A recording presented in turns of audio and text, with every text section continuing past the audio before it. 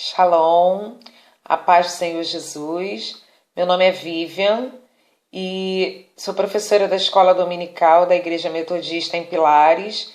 E esse período nós estamos estudando a série sobre os personagens bíblicos. E no decorrer desse estudo, no decorrer do estudo do Panorama das Escrituras, certamente você já ouviu falar desses personagens que nós já estamos tratando ao longo dessa série.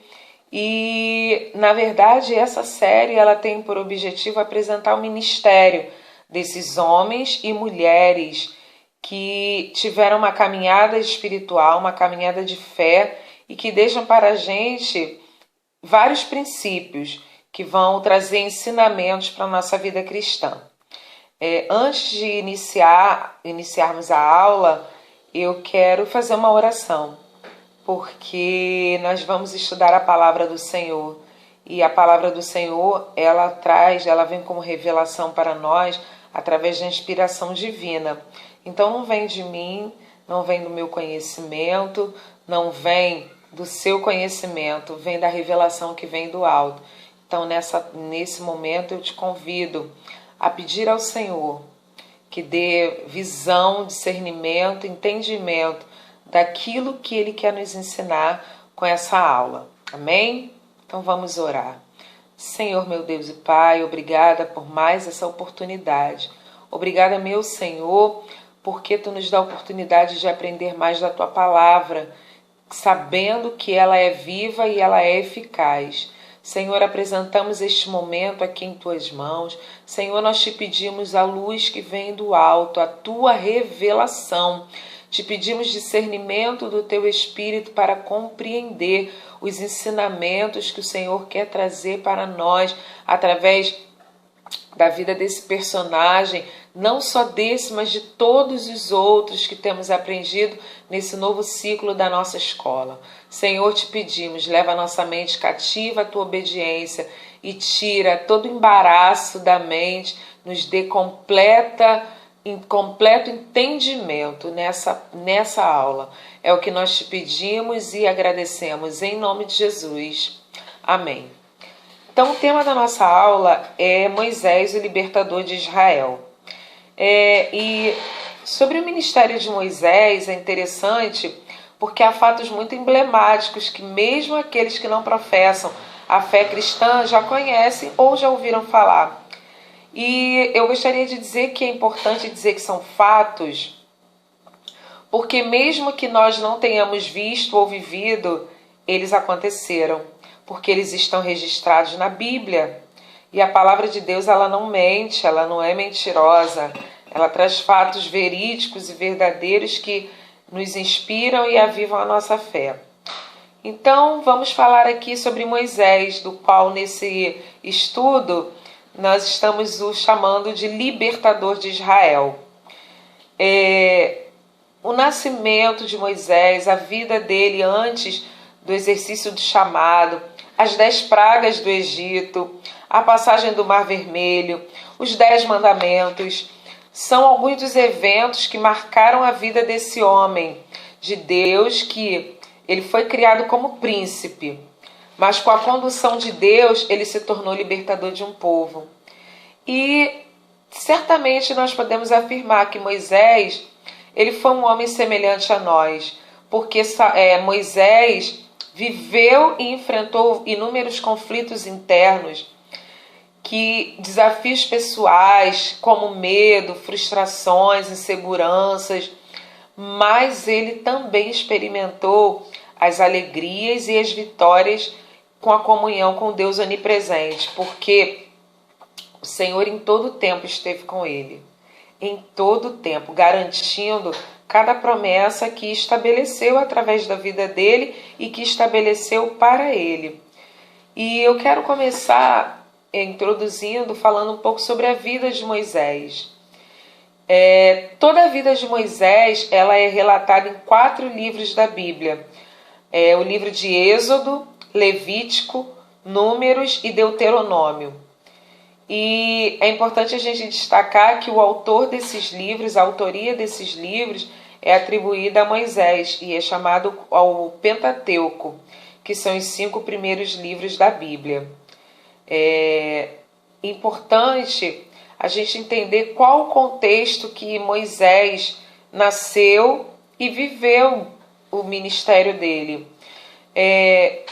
Moisés, o povo antecessor a ele, ao partirem rumo ao Egito, eles foram escravizados e submetidos a trabalhos extremamente forçados durante longos anos. E é nesse contexto que Moisés nasce, mesmo sem saber o que estava acontecendo com o seu povo. E a sua chegada ao mundo, ela é marcada por um período muito dramático, porque havia uma dominação muito grande do rei Faraó, e nós podemos constatar isso lá no livro de Êxodo, capítulo 1, versículo 8, onde ele desprezava o povo dos filhos de Israel por considerar esse povo muito mais numeroso que o seu reinado. Então, lá no livro de Êxodo, no capítulo 1, fala desse processo, desse período, onde Faraó oprimia o povo. Ele oprimia o povo de uma tal forma porque ele considerava o povo de Israel uma grande ameaça. Olha aqui no capítulo 1, no versículo 8. Entre mentes se levantou novo rei sobre o Egito, que não conhecera José. Ele disse ao seu povo: eis que o povo dos filhos de Israel é mais numeroso e mais forte do que nós. Eia, usemos de astúcia para com ele, para que não se multiplique e seja o caso que, vindo guerra, ele se ajunte com os nossos inimigos, peleje contra nós e saia da terra. Então o povo de Israel representava uma grande ameaça para o Faraó. E o rei, como uma das formas de eliminar o povo, ele publica um edito. Um edito é uma lei. Ele publica uma lei na qual ele determina a morte de todos os filhos homens dos hebreus, que todos os filhos nascidos homens, eles fossem lançados ao Nilo. Então, ele enviou as parteiras para poder observar, para poder constatar e cumprir o mandato dele de eliminar os filhos nascidos homens. E é interessante que quando a gente vai estudar, se aprofundar mais, né, a gente vai entender que as parteiras, elas desobedeceram a Faraó e alegavam que as mulheres hebreias já tinham tanto costume, elas tinham tanto conhecimento sobre o parto, nascimento, que não dava tempo. Quando elas chegavam, os bebês já tinham nascido, enfim. E Moisés, ele nasce nessa época. Ele nasce nesse período, um período extremamente dramático. Eu posso imaginar como deve ter sido o finalzinho da gestação da mãe dele, Joquebede, a mãe biológica. E foi um período muito dramático, mas é importante a gente destacar que os pais de Moisés, eles eram servos do Deus Altíssimo. Então, apesar de toda a insegurança, incerteza, eles tinham a fé. Eles tinham a confiança de que algo o Senhor ia designar ali naquele momento. O Senhor iria entrar com algum escape, com algum livramento sobre a vida deles, porque eles eram um homem e uma mulher de fé. Então, eu posso afirmar aqui que Joquebede, ela foi muito ousada diante da presença do Senhor. Ela verdadeiramente foi tomada de muita ousadia, de muita fé e muita coragem. Porque quando ela concebeu e quando ela deu à luz a Moisés, ela vendo que se tratava de um menino muito formoso, e ela não podia escondê-lo por mais tempo. Ela conseguiu escondê-lo, mas não daria, porque o menino crescia, o menino chorava, o menino se desenvolvia. Então ela o toma e, contrariando o decreto que ordenava a morte do bebê, ela o coloca no Nilo. Só que ela não coloca ele no Nilo para a morte, ela coloca ele no Nilo para a vida, porque ela entendia que havia um propósito através da vida de Moisés, através da vida daquele bebê. E é interessante que o livro, as escrituras não relatam que esse bebê já era nomeado, ele era um bebê. A Bíblia relata bebê. O nome Moisés a gente vai saber, conhecer depois, ele vai ser nominado Moisés depois desse processo. E é interessante porque o autor de Hebreus, lá no livro de Hebreus 11, 23, ele relata firmemente a fé dos seus pais. Lá naquele livro que fala dos heróis da fé, e aí fala sobre a vida de Moisés, sobre a confiança dos seus pais, que não deixou o decreto do rei, não os deixou amedrontados, não os deixou sem rumo. Eles tinham uma firme convicção de que algo ia acontecer, algo da parte de Deus ia acontecer. E essa passagem, ela nos inspira. Ela nos inspira porque em meio a situações difíceis, em meio a situações de adversidade, nós precisamos ter a firme confiança que Deus vai entrar com providência. Nós não sabemos como, porque os planos dele são maiores do que os nossos. E nós temos uma visão limitada, nós temos uma capacidade limitada para prever aquilo que o Senhor vai fazer. A nós cabe confiar de que algo ele vai fazer, porque ele trabalha em favor dos seus. Ele trabalha em favor de uma oração, porque não existe oração sem resposta. Mesmo que a resposta não seja aquela da qual nós esperamos, mas há uma resposta. Então, o livro de Hebreus ele deixa claro essa atitude dos pais de Moisés. E o que Joquebede fez? Ela então coloca o bebê em uma cesta protegido. Ele coloca ele no Nilo e ele está protegido dentro de uma cesta, dentro de um lugar. E esse bebê ele foi encontrado pela filha de Faraó. A filha de Faraó não tinha filhos e ela se banhava no Nilo quando ela viu aquele cesto e ela resgatou. E é interessante como o Senhor ele vai preparando todo o cenário, como ele vai preparando as estratégias dele. Ao ponto que Joquebede colocou Moisés dizendo isso porque nós já conhecemos ele, mas até então ele não tinha, a Bíblia não relata um nome. Ao ponto que Joquebede colocou o bebê no Nilo, dentro de um cesto, a sua irmã mais velha, Miriam, ficou observando, ficou espiando. E Miriam tinha teve uma perspicácia muito vinda de Deus, muito vinda do alto, né? Que ela logo conseguiu, quando viu que a filha de Faraó resgatou o bebê e viu que aquele bebê era bem pequeno e que ainda não tinha idade ainda de ser desmamado. O que fazer? Aquele bebê precisaria de uma ama de leite. E Miriam rapidamente consegue que a sua mãe fosse a ama de leite de Moisés, do bebê. Então, Joquebede, o Senhor articulando todo o processo, então Joquebede pôde cuidar do seu bebê, mesmo sem a princesa saber que se tratava de mãe e filho. E, mais uma vez, eu posso afirmar que certamente o Senhor ouviu a oração dessa mãe. Certamente ele ouviu. E ao ser terminado o tempo do desmame, o bebê retorna para a família egípcia. E aí ele passa a ser filho da princesa, da filha de Faraó. Então, nesse momento, nesse período, ele é nominado. Ela escolhe o nome de Moisés, conforme está lá no livro de Êxodo 2b, que significa, porque das águas o tirei.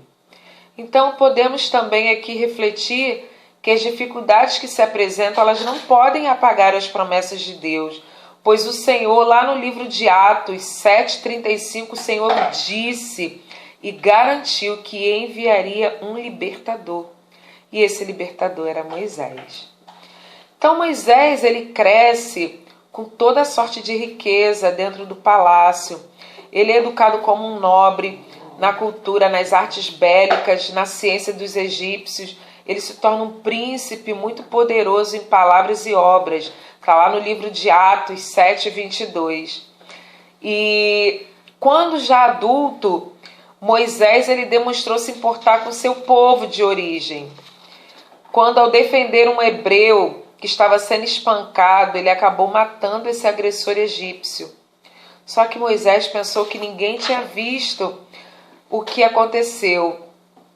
E no outro dia, quando ele tentou intervir numa discussão entre dois hebreus, um deles o acusou de assassinato.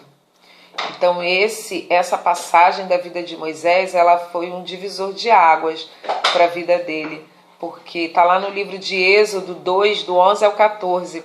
Foi um divisor de águas, porque foi nesse período, diante desse fato, que Moisés foge.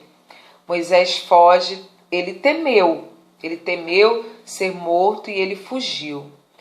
E Moisés encontra refúgio, ele ficou no deserto e lá depois ele encontrou refúgio em Midian, onde ele conheceu Jetro, que nós podemos dizer que foi o mentor espiritual dele, e ali ele se casou com Zípora, que era filha de Jetro.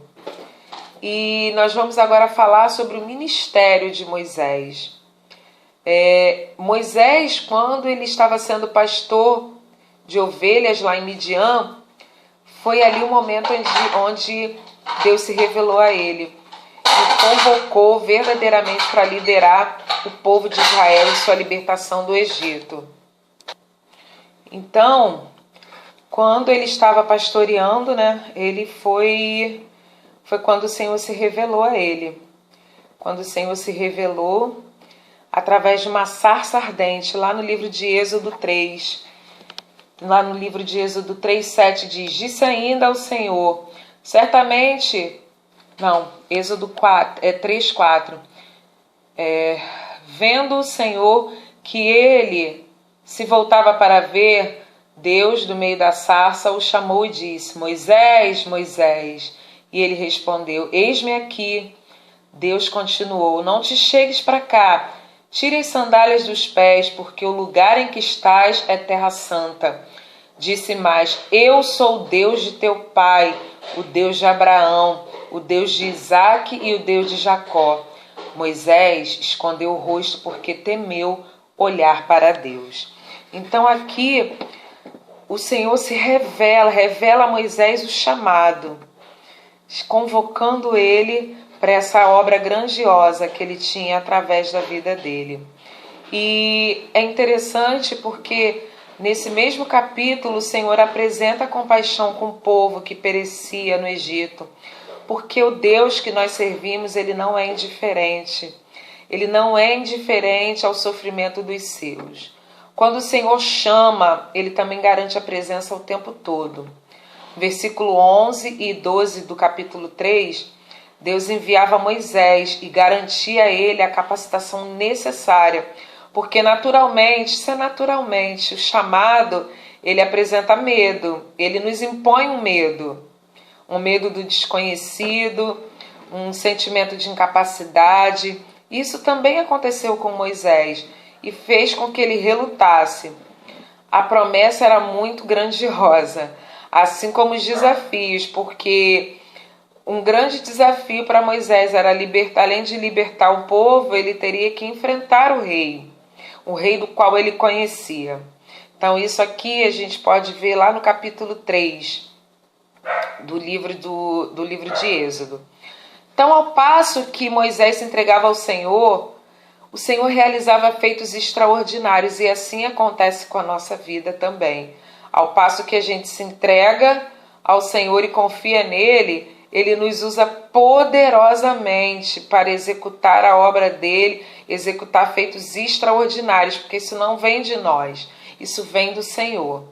Então, através da vida de Moisés e na vida dele. Como exemplo, tem o bordão que se transformou em serpente, diante da incredulidade do povo, porque o povo também não cria na presença do Senhor na vida de Moisés. Lá em Êxodo 4, a gente pode constatar isso.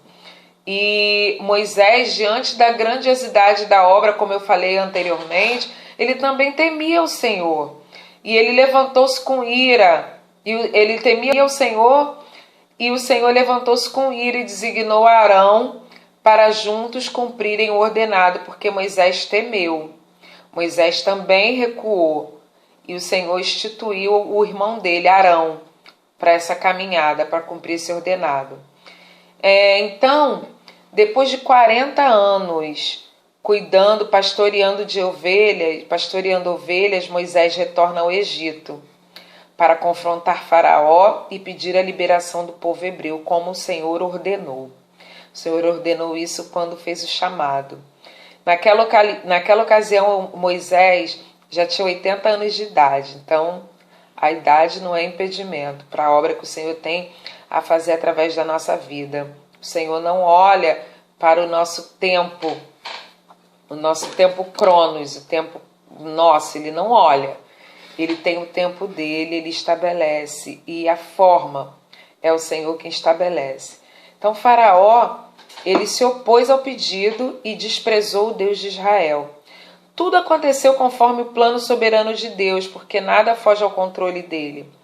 E muitos anos antes, o Senhor já havia prometido a Abraão que ele julgaria a nação que havia de dominar e oprimir o seu povo, lá em Gênesis 15, do 13 ao 14.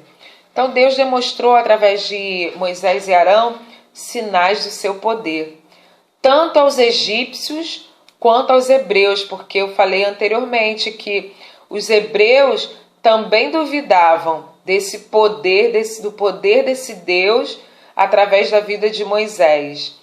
E Deus, então, ele envia uma série de 10 pragas que significavam o juízo dele sendo derramado sobre a nação do Egito, que o rejeitou, seu rei e seus deuses. Podemos ver lá no livro de Êxodo 7, capítulo 7. E as pragas, elas foram em ordem na ordem de ocorrência. A primeira foram as águas se tornando sangue.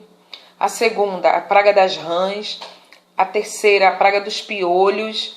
Quarta, a praga das moscas. Quinta, a peste dos animais. A sexta, as úlceras. A sétima, a chuva de pedras. A oitava, gafanhotos.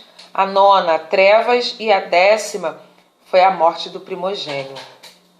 Essa última praga, o Senhor apresenta a aliança com o povo através do sangue.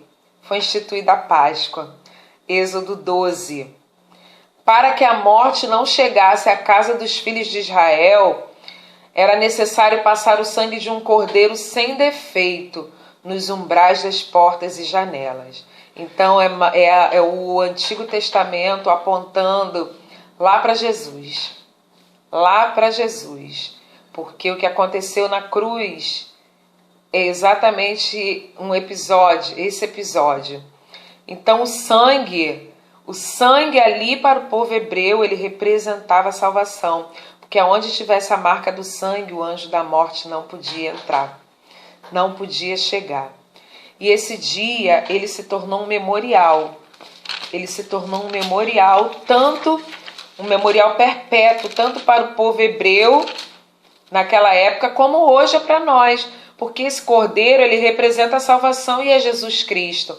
Porque o sangue nos lavou e nos redimiu. Glória a Deus. Aqui no livro de Êxodo 14. Este dia vos será por memorial e o celebrareis com solenidade ao Senhor nas vossas gerações e celebrareis por estatuto perpétuo. Então é perpétuo porque o Senhor já apontava o que ia acontecer. E hoje, 2021, nós celebramos a morte do Cordeiro que viveu. E após o envio de consecutivas pragas que apontavam para o poder de Deus de Israel, Faraó deixou que os israelitas saíssem do Egito. Só que após a saída, Faraó ainda tentou persegui-lo. Depois disso, o povo partiu em direção ao Sinai, sendo alimentado pelo maná que Deus enviava do céu. Não faltava nada. O Senhor supria toda a necessidade do povo, não permitindo que nada faltasse. Podemos comprovar, constatar lá no livro de Êxodo 17, do 21 ao 22. E foi ali no Sinai que Moisés recebeu de Deus a lei, lá em Êxodo 20. Ele ficou durante 40 dias e 40 noites no Monte Sinai, a fim de receber as tábuas da pedra contendo os 10 mandamentos. E mesmo vendo o poder de Deus e a soberania, Faraó não desistiu dos hebreus, não. Não foi fácil, não foi simples a caminhada de Moisés conduzindo o povo. E como em outros momentos, Deus endureceu o coração de Faraó, que se arrependeu da permissão que ele deu aos hebreus de seguir, e ele os perseguiu. Provavelmente ele acreditou que os israelitas ficariam encurralados pelo mar. E aí eu retorno a falar que é o Deus que nós servimos, ele é extraordinário. Ninguém previa, ninguém imaginava que esse feito extraordinário fosse acontecer. Então Deus abriu o mar vermelho para o povo passar e depois fechou sobre o exército de Faraó. Lá no livro de Êxodo 14, no livro de Êxodo 14, do 15 ao 31, aqui o 15 nos diz: Disse o Senhor a Moisés: Por que clamas a mim? Diz aos filhos de Israel que marchem, e tu levanta o teu bordão, estende a mão sobre o mar e divide-o para que os filhos de Israel passem pelo meio do mar seco. E assim chegaram do outro lado com os pés enxutos. Deus supriu todas as necessidades do povo enviando maná e água. E é importante a gente dizer que ainda assim o povo murmurava. O ministério de Moisés não foi um ministério simples, porque o que o Senhor propunha através da vida dele era algo assim extraordinário, algo que ninguém, nenhuma parte da história da vida tinha vivido ou imaginado. Então nós podemos aqui imaginar os questionamentos do povo, achando inclusive que Moisés era louco, e nós vamos ver esses relatos mais à frente, quando o povo começa a murmurar. E a murmuração, a incredulidade, a rebeldia do povo fez com que a peregrinação rumo à Terra Prometida ela durasse 40 anos. E o resultado foi que a geração que havia saído do Egito, ela morreu antes de entrar na Terra Prometida. Várias gerações surgiram nesse período, lá em Números 14, 20, 35. Enquanto liderou o povo, Moisés ele enfrentou várias oposições. O povo questionava várias vezes a autoridade dele. Lá em Números 16 tem esse relato. E Moisés conduziu o povo até as fronteiras da Terra Prometida.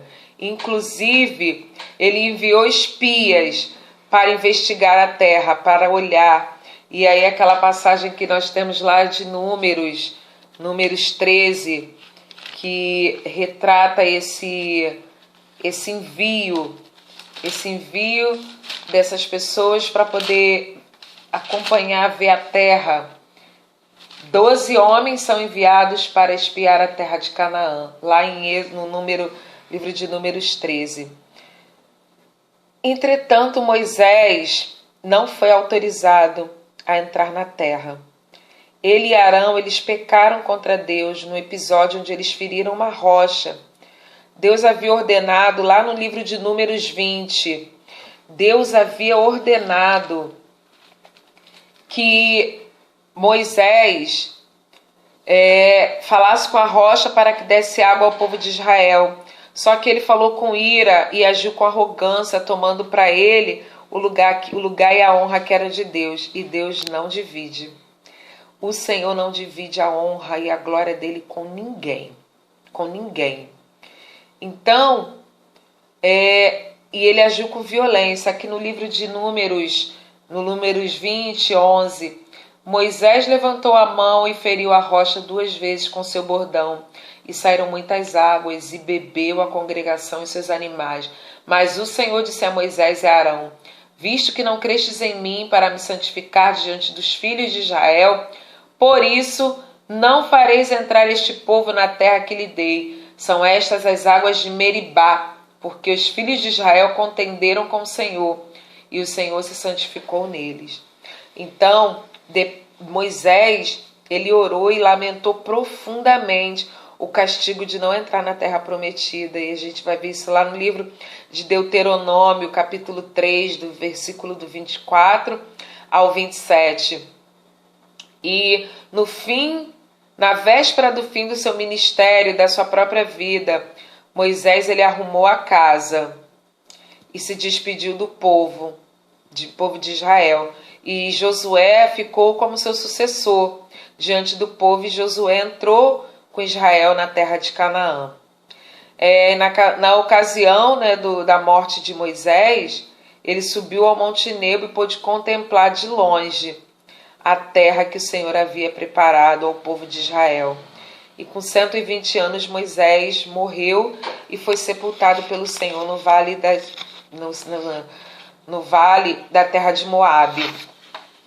E estamos finalizando, falando sobre a vida de Moisés, e nós temos vários aprendizados, entendendo a importância do livro de Moisés. Eu acho que é importante deixar claro que a nossa reverência não é a Moisés, a pessoa de Moisés, a nossa reverência sempre é ao Senhor. Mas homens e mulheres da Bíblia nos inspiram, e como eu falei inicialmente, eles nos inspiram com princípios espirituais que vão fortalecer a nossa caminhada na fé.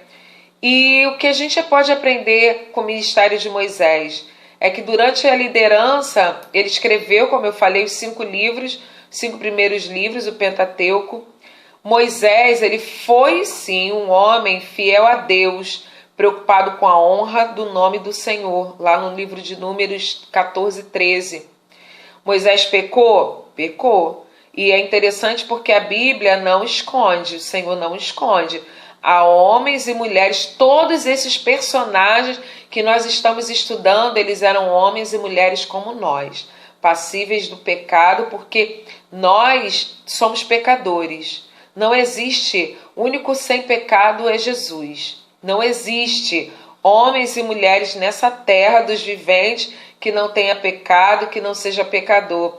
E a Bíblia, ela não esconde isso de nós, porque isso nos inspira e nos ensina a cada vez mais buscar ao Senhor, estar alinhado e aliançado e colocar a nossa dependência nele. Então, com Moisés, a gente aprende também que a fama dele como um grande homem escolhido por Deus se estendeu desde o tempo de Josué até o tempo do Novo Testamento. O Novo Testamento faz inúmeras referências a Moisés.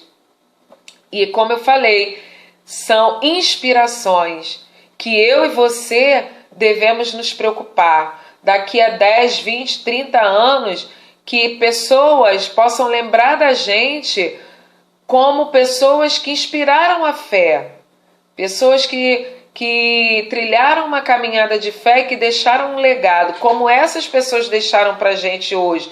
Hoje, em pleno século XXI, a gente estudando, a gente aprendendo sobre o ministério, a vida e ministério de Moisés. Então, é esse legado que nós precisamos perseguir para a nossa caminhada cristã. O Novo Testamento fazendo referências, aí temos aqui o livro de Marcos, Lucas, João, que fazem referências ao ministério de Moisés. E quando o Senhor fala sobre a história de Moisés, ele sempre deve ser lembrado que ele e o profeta Elias, eles apareceram ao lado de Jesus no episódio da transfiguração. Ele foi o grande legislador de Israel e Elias o grande profeta da nação. Na ocasião, eles falaram da morte iminente de Jesus, apontando para o fato de que a lei e os profetas testificaram de Cristo, lá no livro de Mateus 17, 2. E aqui a gente encerra essa aula esse estudo sobre a vida de Moisés, do qual eu espero que o Senhor continue a revelar muito mais daquilo que Ele tem no profundo, no oculto, no particular, que a gente possa estar aprendendo mais e mais com esses personagens. E eu glorifico a Deus pela Igreja Metodista em Pilares, pela escola dominical, pelo corpo pastoral da igreja que tem visão, cumprindo o propósito e a missão da Igreja Metodista aqui nessa terra, que é o ensino. Então eu glorifico a Deus pela vida dos coordenadores, dos professores, de toda a equipe que participa, que se empenha, que se envolve na propagação do reino, através do estudo da palavra de Deus. Então, que Deus te abençoe poderosamente, que você também seja inspirado a levar a palavra do Senhor para outras vidas, das quais, por exemplo, que eu ou os outros professores não possam alcançar, mas que você possa. Então, que você não deixe de cumprir, de dar ouvido e dar voz ao chamado do Senhor para a sua vida. Que Deus te abençoe, que essa aula frutifique mais e mais e alcance um número máximo de pessoas. Eu agradeço muito essa oportunidade que o Senhor nos dá e a Igreja Metodista em Pilares. Que Deus te abençoe em nome de Jesus.